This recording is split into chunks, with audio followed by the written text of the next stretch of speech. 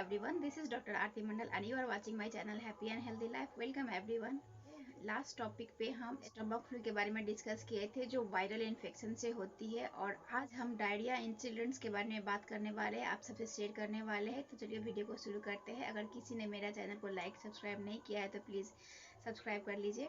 As we know, बच्चों में diarrhoea ये एक बहुत कॉमन प्रॉब्लम है, तो आज इसी के बारे में हम आप सबसे बात करने वाले हैं। मेनली डायरिया में सिम्टम्स सेल्फ एक्सप्लेनेटरी है। बच्चों को स्टूल ज़्यादा मात्रा में होगी और उसकी कंसिस्टेंसी लूज या वाटरी होगी। नॉर्मली बच्चे 1, 2 या 3 बार स्टूल पास करते हैं और उसका consistency semi solid to solid होता है।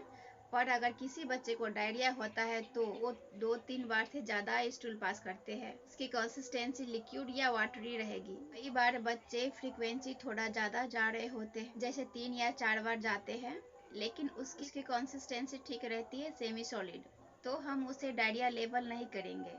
तो बेसिकली हमें इस बात का ध्यान रखना है कि हमें डायरिया लेवल करते वक्त हमारे कंसिस्टेंसी स्टूल का क्या फॉर्म है वो ज़्यादा इम्पोर्टेंट है। अगर कोई बच्चा लूज स्टूल कर रहा है या बहुत ही वाटरी स्टूल पास आउट कर रहे हैं, भले वो 2 बार या 3 बार कर रहे हैं, फिर भी हम उसे डायरिया की कैटेगरी में रखेंगे। सो हमेशा कंसिस्टेंसी फ्रीक्वेंसी से ज़्यादा इम्पोर्टेंट है स्टूल के मैटर में।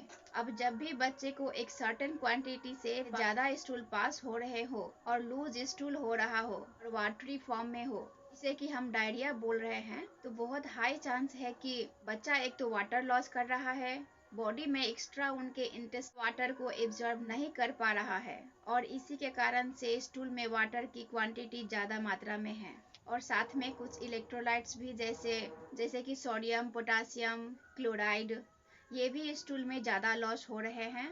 तो कभी भी एक्यूट डायरिया में जो मेन रिस्क है वो एक तो वाटर लॉस का रिस्क, जिसे हम डिहाइड्रेशन बोलते हैं, है इलेक्ट्रोलाइट इम्बैलेंस, जिसमें सोडियम की कमी, कभी पोटासियम की कमी या आपके ब्लड में क्लोराइड की कमी। एज ए पेरेंट्स, आप बच्चे को कभी भी डायरिया है तो आप अपने लेवल पर ORS इनिशिएट कर सकते हैं।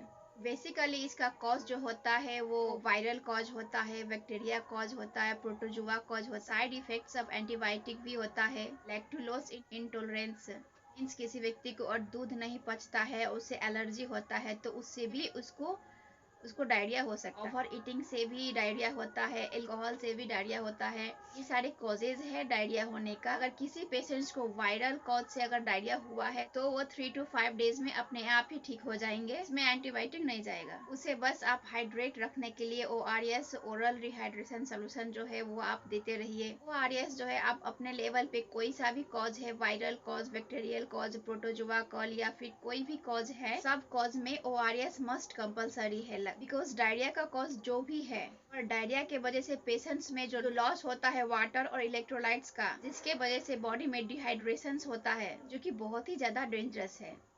That's why ORS is must compulsory to give a diarrhea patient। इसके साथ साथ आप बच्चे को जिंक सिरप भी दे सकते हैं। सिरप जो है वो फ्रीक्वेंसी ऑफ डायरिया जो है उसको रिड्यूस करता है, उसको कम करता है। जिंक डिफिशियंसी के वजह से भी बॉडी में इलेक्ट्रोलाइट और वाटर एब्जॉर्ब नहीं कर हो पाता है, and due to this body में वाटर और इलेक्ट्रोलाइट्स का लॉस हो जाता है।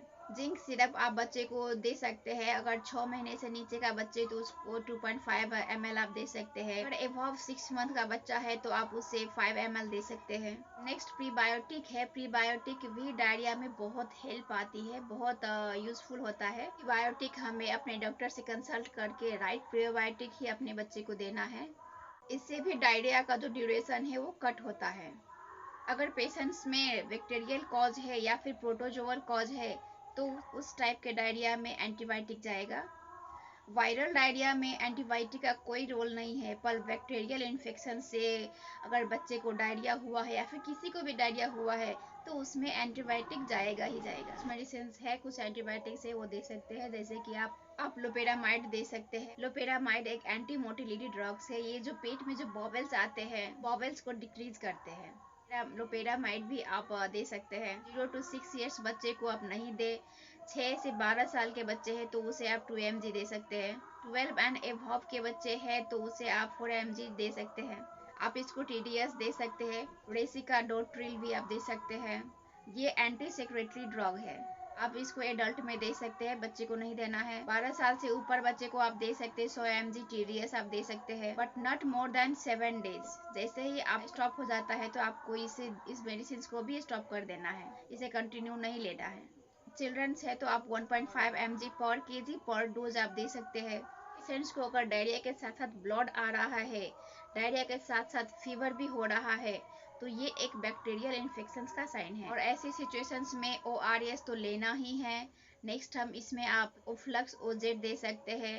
डायरिया के साथ साथ ब्लड और फीवर भी हो रहा है तो आप ओफ्लक्स OZ दे सकते हैं। नॉरफ्लक्स TZ भी आप इसमें दे सकते हैं। इस दोनों में से कोई आप दे सकते हैं। इन्फेक्शंस वाली अगर डायरिया हुआ है तो आप उसमें कॉम्बिनेशंस वाली मेडिसिन भी दे सकते हैं, जैसे फ्लोक्सासिन एंड मेट्रोनडाजोल आप दे सकते हैं। आप इसे BDS दे सकते हैं सिप्रोफ्लोक्सासिन के साथ ट्रोनिडाजोल। इसे आपको बच्चे को नहीं देना है और ये आप एडल्ट को दे सकते हैं TDS। इंटीरोक्विनल भी आप दे सकते हैं। सल्फासेलेजिन भी आप दे सकते हैं। सल्फासेलेजिन भी आप दे सकते हैं। अगर आपको बहुत हार्ड और डिफिकल्ट डायरिया हो रहा है तो आप ये भी दे सकते हैं। ये आपके इंटेस्टाइन में जो इन्फ्लामेशन बॉबल्स की वजह से हो जाती है उसको डिक्रीज करते हैं, एब्डोमिनल पेन को कम करते हैं। ये सारी दवाई के साथ साथ ORS आपको मस्ट कंपलसरी देना ही है। डाइटरी हैबिट्स चेंज कर सकते हैं ड्यूरिंग डायरिया के थ्रू आउट आप डाइट मेंटेन कर सकते हैं, जैसे कि आप ड्यूरिंग डायरिया आप बनाना ले सकते हैं, वाइट राइस ले सकते हैं, एप्पल सॉस ले सकते हैं, आप कर्ड ले सकते हैं, कर्ड राइस ले सकते हैं। ये सब जो है आपको हेल्प करेगा। इन सारे डाइट में आपको प्रीबायोटिक, नेचुरल प्रीबायोटिक मिलेगा, वो फुल्ली सपोर्ट करेगा डायरिया में। आपकी बॉडी में जो भी फ्लूइड लॉस हुआ है ड्यूरिंग डायरिया, डाइट जो है आपके फ्लूइड को मेंटेन करेगा अपने बॉडी में। थैंक यू एवरीवन, आज के लिए इतना ही। अगर आपको मेरा वीडियो पसंद आए, अगर आपको मेरा इंफॉर्मेशन अच्छे लगे तो please like and subscribe my channel and hit the bell icon that you will get my all new video notifications. Thank you everyone, stay safe, stay healthy.